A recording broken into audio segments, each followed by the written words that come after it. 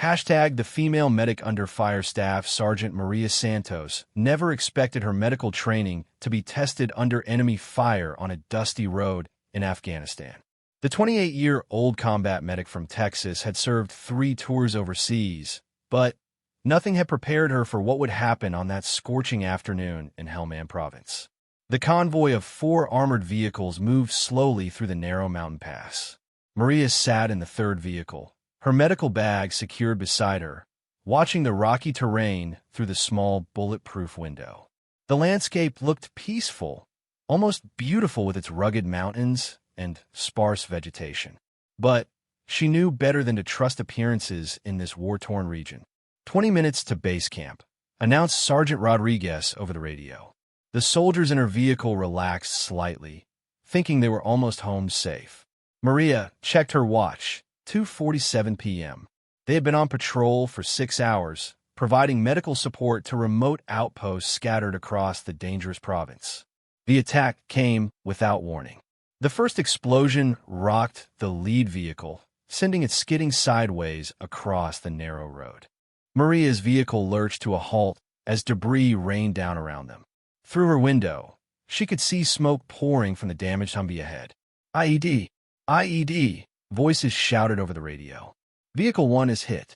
We need medical support. Maria's training kicked in immediately. She grabbed her medical bag and checked her sidearm, a standard 9mm pistol that all medics carried for protection. The rules of engagement were clear. Medics could defend themselves and their patients when necessary. Santos, stay in the vehicle until we secure the area.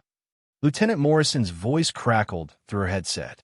But Maria could already see movement from the lead vehicle. Someone was wounded and needed immediate help. The second explosion came from their right flank.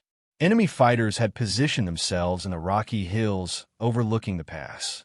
They had planned this ambush carefully, waiting for the convoy to enter the narrow section where escape would be difficult. Bullets began striking the armored vehicles with sharp metallic pings. Maria's heart raced, but her mind remained focused. Through her window, she could see Private Jackson from the lead vehicle stumbling out, blood streaming from his head. He collapsed 20 feet from his burning Humvee. I have visual on wounded personnel, Maria reported. Private Jackson is down and needs immediate evacuation. Negative, Santos. Too much enemy fire. But Maria had taken an oath to preserve life. She watched Jackson trying to crawl toward cover, leaving a trail of blood on the dusty ground. Every second counted with a head wound. She made her decision. I'm going out there. Before anyone could stop her, Maria opened her door and sprinted toward the wounded soldier. Bullets whizzed past her head, kicking up dust clouds around her feet. She ran in a zigzag pattern, using every piece of cover available: rocks, damaged vehicles, anything that might stop a bullet. She reached Jackson just as he lost consciousness. The private had taken shrapnel to his forehead and left shoulder. Blood was flowing freely, and Maria could see he was going into shock. She immediately began applying pressure to the head wound while scanning for other injuries. That's when she saw him. On a ridge about 200 yards away, a sniper in desert camouflage clothing was taking aim at her position. The enemy fighter was using a high-powered rifle, and Maria realized she was completely exposed. Jackson was too heavy for her to drag to safety quickly, and the nearest cover was 30 yards away. The sniper fired his first shot. The bullet struck the ground inches from Maria's right knee, spraying dirt across her uniform. She instinctively flattened herself over Jackson's body, trying to shield him while continuing to apply pressure to his wounds. The second shot came 2 seconds later, missing her left shoulder by less than 6 inches. Maria could hear the bullet's sharp crack as it passed over her head. Her hands never stopped working on Jackson's injuries, even as her body trembled with adrenaline. "Sniper on the ridge," she screamed in her radio. 200 yards, 11 o'clock. Her fellow soldiers were pinned down by machine gun fire from multiple positions. They could see Maria under attack, but couldn't get clear shots of the sniper without exposing themselves to other enemy fighters. The third bullet struck her medical bag, tearing through supplies and scattering bandages across the ground. Maria grabbed what she could, stuffing gauze and medical tape in her pockets. Jackson was breathing, but unconscious, and she needed to stop his bleeding before he lost too much blood. The sniper adjusted his position, taking more careful aim. Maria could see him through her peripheral vision, the sunlight reflecting off his rifle scope. She knew the next shot would be more accurate. The enemy fighter had found his range. Maria made a split-second decision that would change everything. Instead of trying to run or hide, she drew her sidearm with her right hand while keeping pressure on Jackson's wound with her left. She had qualified expert with pistol marksmanship in training, but shooting at 200 yards with a handgun while under fire was nearly impossible. The fourth shot rang out. This bullet passed so close to her head that she felt the heat from its passage. The sniper had nearly found his mark. Maria knew she had perhaps 3 seconds before the next shot, which would likely be fatal. She raised her pistol, took aim at the distant figure on the ridge, and fired 5 rapid shots. The first shot fell short, striking rocks below the sniper's position. The second shot went wide to the left. Maria adjusted her aim, accounting for wind and distance, and fired again. Her third shot struck the sniper in the shoulder, spinning him around and causing him to drop his rifle. The fourth shot missed as he stumbled backward. But her fifth and final shot found its target, hitting the enemy fighter center mass and dropping him behind the ridge. The sniper war was over, but Maria's work was just beginning. With the immediate threat eliminated, other enemy fighters began retreating from their positions. Maria's fellow soldiers were finally able to advance and secure the area around the damaged vehicles. Outstanding shooting, Santos. Lieutenant Morrison's voice came through a radio as he approached her position. How's Jackson? Maria was already working to stabilize the wounded private. She had managed to stop the bleeding from his head wound and was now checking for signs of concussion. Jackson's pulse was weak, but steady, and his breathing had improved. He needs immediate evacuation to the field hospital, Maria reported. Possible skull fracture and definite concussion. Blood loss is controlled, but he needs surgery within the hour. The medevac helicopter arrived 23 minutes later. Maria personally supervised Jackson's loading onto the aircraft, ensuring his head and neck were properly immobilized for transport. As the helicopter lifted off, she watched it disappear into the bright afternoon sky, knowing she had saved a young soldier's life. But the full impact of what had happened was only beginning to sink in. Captain Williams, the unit commander, approached Maria as she was cleaning blood from her hands. Santos, I need a full report on what happened here. That was some incredible shooting. Maria looked up at the ridge where the sniper had been positioned. She could see other soldiers examining the area where her bullets had found their mark. I did what I had to do, sir. Jackson needed medical attention, and that sniper was preventing me from doing my job. At 200 yards with a sidearm, while treating a patient under fire, Captain Williams shook his head in amazement. That's not just training, Santos. That's something special. As the convoy prepared to continue toward base camp, Maria reflected on the events of the afternoon. She had joined the army to save lives, not take them. But in those crucial moments, protecting her patient had required her to engage an enemy who was trying to kill them both. The other soldiers in her unit looked at her with new respect. Word of her actions was already spreading through the ranks. The medic who had faced down a sniper and one was becoming a legend. But Maria Santos was thinking about something else entirely. She was thinking about the wounded soldier flying towards safety in a medevac helicopter and about the family back home who would still have their son because of what had happened on a dusty road in Afghanistan. The convoy reached base camp as the sun was setting behind the mountains. Maria went straight to the communications center to call the field hospital and check on Jackson's condition. The surgery had been successful, and he was expected to make a full recovery. That night, as Maria cleaned her equipment and prepared her report, she received word that news of the engagement was being forwarded up the chain of command. Her actions were being reviewed for possible recognition and commendation. But The real test would come the next day, when Maria learned that her precision shooting under impossible circumstances had caught the attention of people far beyond her immediate unit. The female medic who had unleashed 5 shots at an enemy sniper was about to discover that heroism often comes with unexpected consequences.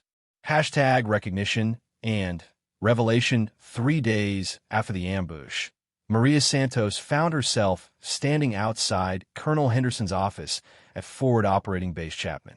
The base commander had requested a personal meeting to discuss her actions during the convoy attack. Maria straightened her uniform and knocked on the door, unsure what to expect. Comein, Santos.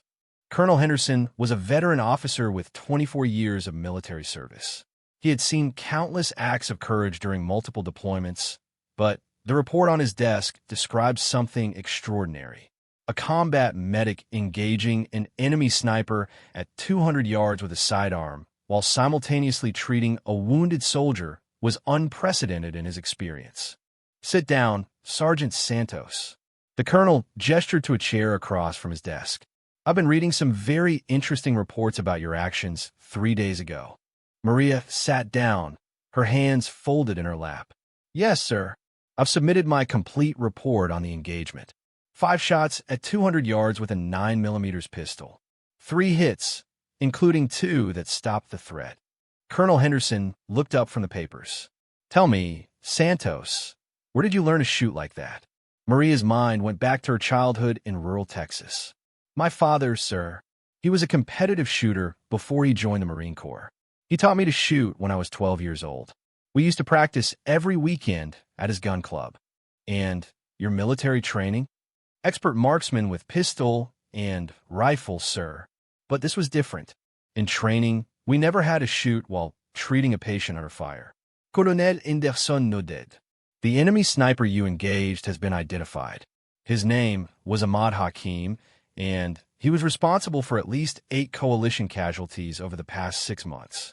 Intelligence reports indicate he was one of the most skilled enemy marksmen operating in this province." This was news to Maria. She had simply seen a threat to her patient and eliminated it. Learning that she had stopped a prolific enemy sniper added weight to her actions that she hadn't fully understood. "Sir, I was just doing my job. Private Jackson needed medical attention, and that sniper was preventing me from providing it." "Santos, what you did goes far beyond just doing your job." The colonel leaned forward. "Your actions saved not only Private Jackson's life, but potentially the lives of future coalition soldiers who would have been targeted by that sniper." Colonel Henderson opened a folder and pulled out several documents. "I'm recommending you for the Bronze Star Medal with Valor. Your conduct under fire demonstrated exceptional courage and skill that reflects great credit upon yourself and the United States Army." Maria felt overwhelmed.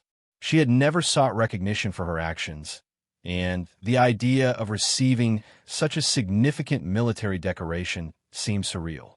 "Thank you, sir, but I was just protecting my patient." "That's exactly why you deserve this recognition, Santos. You put the mission and your fellow soldiers above your own safety." The meeting concluded with Colonel Henderson informing Maria that news media outlets were requesting interviews about the female medic who had defeated an enemy sniper. Several military journalists wanted to write articles about her story for publication in military magazines and newspapers. "I'm giving you the choice, Santos. You could decline the interviews if you prefer to keep this quiet. But your story could inspire other soldiers and demonstrate the capabilities of our combat medics." Maria asked for time to consider the offer. As she walked back to her quarters, she reflected on how much her life had changed in just 3 days. She had joined the army to serve her country and save lives, not to become the subject of news articles.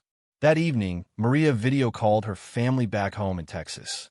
Her parents, Roberto and Carmen Santos, were shocked to learn about their daughter's heroic actions. They had known she was serving as a combat medic, but hadn't realized she might face direct enemy fire. "Mija, we're so proud of you," her mother said through tears. "But we're also terrified. We thought medics stayed in safe areas." "Mama, there are no safe areas here. But I have good training and good equipment. and I'm helping people who need it. Her father, the former Marine who had taught her to shoot, had a different perspective. Maria, what you did took incredible skill and courage.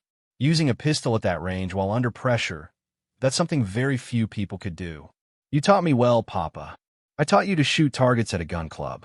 What you did was combat marksmanship at the highest level. The next morning, Maria received surprising news. Private Jackson, the soldier she had saved, was being transferred to a military hospital in Germany for extended rehabilitation. Before his departure, he had sent a message requesting to speak with her. Maria found Jackson in the base medical facility, his head wrapped in bandages but alert and talking.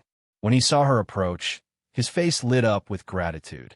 "Sergeant Santos, they told me you're the one who saved my life. How are you feeling, Jackson?"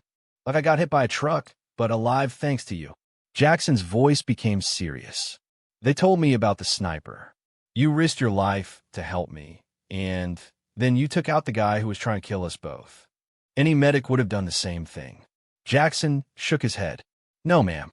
What you did was special. I owe you everything." As Maria left the medical facility, she encountered Captain Rodriguez, the intelligence officer who had debriefed the surviving enemy fighters from the ambush. He had new information that would change Maria's understanding of what had happened during the convoy attack. "Santos, I need to share something with you. We've been interrogating the captured fighters from your convoy engagement. They walked to a quiet area where they could speak privately. The sniper you killed, Ahmad Hakim, was specifically targeting American medics. He had been ordered to eliminate medical personnel to demoralize our units and reduce our ability to treat wounded soldiers." Maria felt a chill run down her spine. "He was hunting medics?" "According to the prisoners, yes. You weren't just in the wrong place at the wrong time. You were his primary target from the moment he saw your medical insignia." This revelation put Maria's actions in a new light. She hadn't simply defended herself and her patient. She had unknowingly engaged in a deliberate duel with an enemy sniper who had been specifically hunting people like her. "There's more," Captain Rodriguez continued. "The prisoners say Hakim was considered the best marksman in their organization. He had never missed a target at that range before." "What are you saying?" "I'm saying you outshot one of the most skilled enemy marksmen in this province, using a sidearm at 200 yards while treating a patient under fire. The enemy fighters are calling it impossible." That afternoon, Maria made her decision about the media interviews. She agreed to speak with military journalists, but with conditions. She wanted the focus to be on the capabilities and dedication of all combat medics, not just her individual actions. The first interview was conducted by Staff Sergeant Jennifer Walsh, a military journalist for Stars and Stripes newspaper. They met in Colonel Henderson's office, with the colonel present to ensure the interview remained appropriate. "Sergeant Santos, can you walk me through what happened during the convoy ambush?" Maria described the events methodically, focusing on the medical emergency that had driven her actions rather than the dramatic aspects of the firefight. "When you saw Private Jackson wounded and the sniper taking aim at you, what went through your mind?" "I thought about my training and my responsibility to my patient. The sniper was preventing me from doing my job, so I had to neutralize the threat. 5 shots at 200 yards with a pistol. How did you manage such accuracy under pressure?" "Years of practice and good training. My father taught me that shooting is about breathing, sight alignment, and trigger control. Those fundamentals don't change whether you're at a gun club or in combat." The interview concluded with Maria emphasizing that combat medics throughout the military were performing similar acts of courage every day, often without recognition. That evening, Maria received an encrypted message that would lead to the most significant development yet. The message came from Fort Sam Houston in Texas, home of the Army Medical Command. The message requested Maria's presence at a classified briefing regarding a new program for combat medic training. Her actions during the convoy ambush had attracted attention from military planners who were developing enhanced training protocols for medical personnel operating in hostile environments. Within 48 hours, Maria found herself on a transport aircraft heading back to the United States for what was described as a temporary duty assignment for special project consultation. As the aircraft climbed into the afternoon sky over Afghanistan, Maria looked down at the rugged landscape where she had served for the past 8 months. She thought about Private Jackson, now recovering in Germany, and about the enemy sniper who had underestimated the determination of an American combat medic. Maria had no idea that her 5 shots during a convoy ambush were about to change not only her own career, but the way the United States Army trained combat medics for operations in hostile environments. The female medic who had engaged an enemy sniper to protect her patient was about to discover that heroism in combat sometimes leads to responsibilities far beyond the battlefield. #legacy of 5 shots. Fort Sam Houston buzzed with activity as Maria Santos reported to Building 2841, home of the Army Medical Command's Training Development Division. 2 weeks had passed since she had been urgently recalled from Afghanistan for what military bureaucracy termed special project consultation. She still had no clear understanding of why her convoy engagement had generated such high-level interest. Major Patricia Williams, a career medical officer with combat experience in 3 different theaters, greeted Maria in the building's reception area. "Sergeant Santos, welcome to Fort Sam Houston. We have a lot to discuss." They walked through corridors lined with photographs of military medical personnel from different eras: field surgeons from World War II, helicopter medics from Vietnam, hospital corpsmen from Iraq. Maria noticed that most of the photographs showed men, with only a few women represented among the medical pioneers. "Sergeant Santos, your actions in Afghanistan have sparked significant discussion among military leadership about combat medic training and capabilities," Major Williams explained as they entered a secure briefing room. The room contained a conference table surrounded by 12 chairs. Maps of Afghanistan covered one wall, while the opposite wall displayed organizational charts for various Army medical units. At the head of the table sat Colonel James Mitchell, a decorated combat veteran who now oversaw training programs for Army medical personnel. "Santos, please have a seat." Colonel Mitchell gestured to a chair near the head of the table. "What I'm about to share with you is classified at the secret level. Do you understand?" "Yes, sir." Colonel Mitchell activated a presentation screen that displayed statistics and tactical analysis from recent combat operations in Afghanistan and Iraq. The data painted a sobering picture of challenges faced by combat medics in hostile environments. Over the past 18 months, we've lost 12 combat medics to enemy sniper fire. These medical personnel were targeted specifically because of their life-saving capabilities.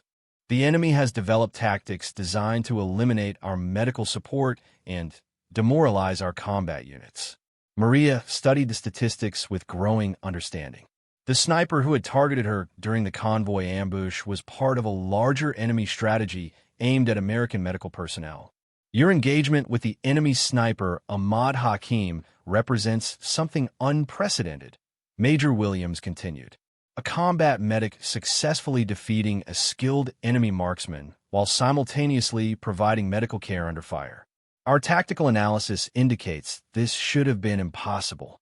The presentation screen changed to display a detailed reconstruction of Maria's firefight. Military analysts had used witness statements, ballistic evidence, and drone footage to create a precise timeline of events. 5 shots fired at 200 yards with a standard-issue sidearm. 3 hits achieved, including the fatal shot that eliminated the threat, all while applying life-saving medical treatment to a wounded soldier. Colonel Mitchell looked directly at Maria. "How did you do it?" Maria considered the question carefully. "Sir, I focused on the immediate problem. Private Jackson was bleeding and needed help. The sniper was preventing me from helping him. I eliminated the obstacle. Santos, military psychologists have analyzed your actions. The stress level you experienced should have made accurate shooting nearly impossible. Combat veterans with years of experience would struggle to achieve what you accomplished." Major Williams pulled up a new screen showing training statistics from the Army Marksmanship Program. The current training standard for combat medics includes basic pistol qualification at 25 yards. You engaged and defeated an enemy at 8 times that distance while performing medical procedures. "Ma'am, My father taught me to shoot from a young age. I've always been comfortable with firearms. Colonel Mitchell leaned forward. Santos, we're developing a new training program called Enhanced Combat Medic Initiative. Based on analysis of your actions and similar incidents, we believe combat medics need significantly upgraded tactical training to survive in current threat environments. The presentation shifted to show a proposed curriculum that combined advanced medical training with enhanced marksmanship, tactical movement, and combat decision-making. The program was designed to create medical personnel capable of operating effectively in direct combat situations. We want you to help us develop and test this new training program. Your experience provides insights that no classroom instruction can replicate. Maria was stunned. Sir, I'm just a combat medic. I'm not qualified to design training programs. You're qualified by experience, Santos. You've done something that our best tactical experts said was impossible. We need to understand how to teach other medics to achieve similar results when their patients' lives depend on it. Major Williams explained the broader implications of the Enhanced Combat Medic Initiative. Current enemy tactics specifically target medical personnel. Traditional medical training assumes medics will operate in protected environments with security provided by other soldiers. That assumption is no longer valid.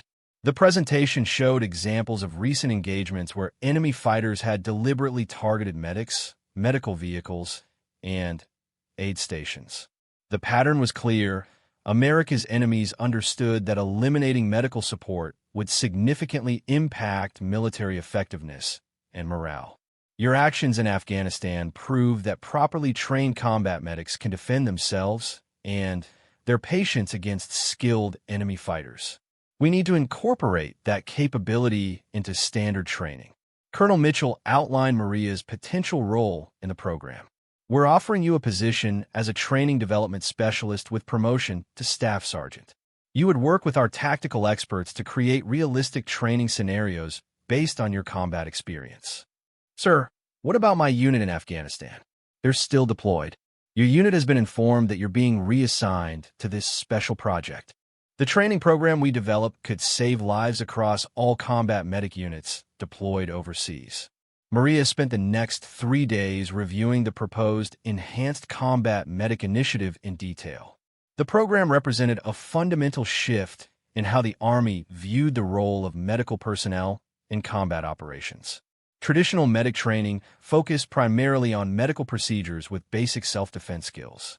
The new program would create medical specialists capable of engaging enemy forces while providing life-saving care under fire.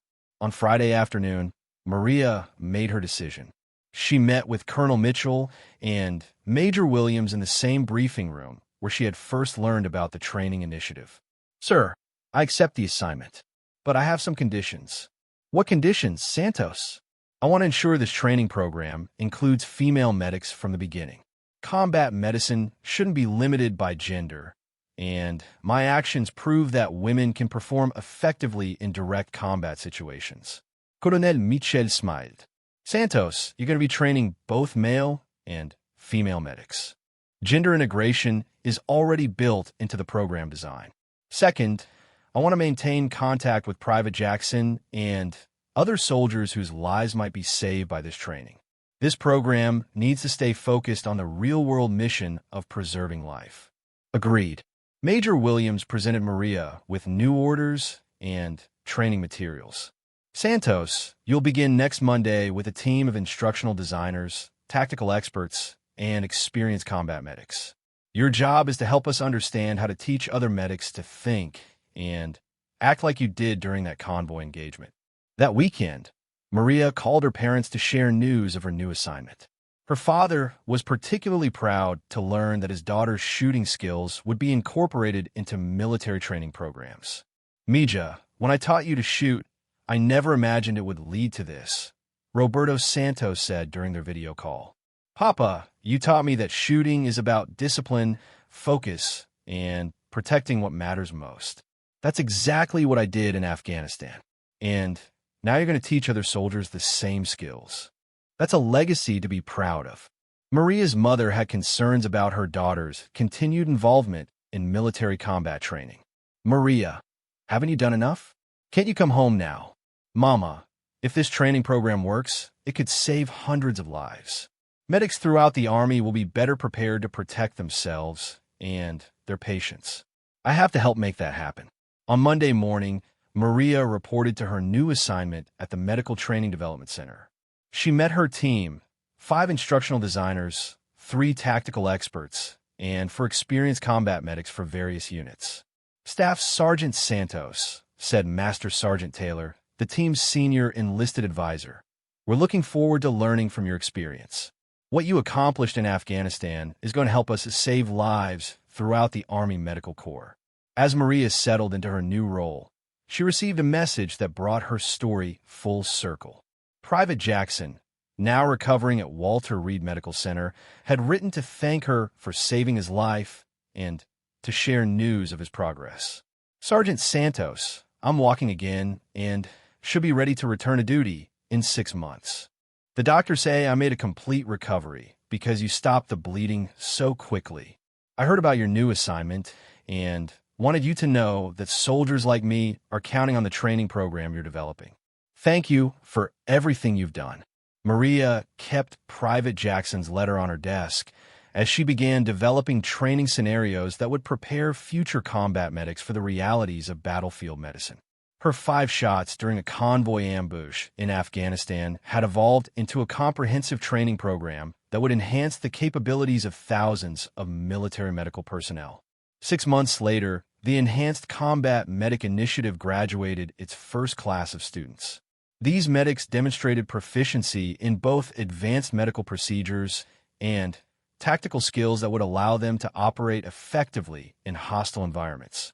The graduation ceremony took place at Fort Sam Houston, with Colonel Mitchell delivering remarks about the program's significance. This new generation of combat medics represents a fundamental advancement in military medical capabilities. They are prepared to save lives under conditions that would have overwhelmed previous generations of medical personnel. As Maria watched the graduating medics receive their certifications, she thought about the chain of events that had led from a dusty road in Afghanistan to this training facility in Texas. 5 shots fired in defense of a wounded soldier had become the foundation for transforming Army medical training. The female medic who had unleashed 5 shots at an enemy sniper had discovered that her actions would impact far more than one convoy engagement. Her split-second decision to protect Private Jackson had created a legacy that would save lives throughout the United States Army for years to come. Maria Santos had proven that when properly trained and motivated, a combat medic could face any threat and emerge victorious.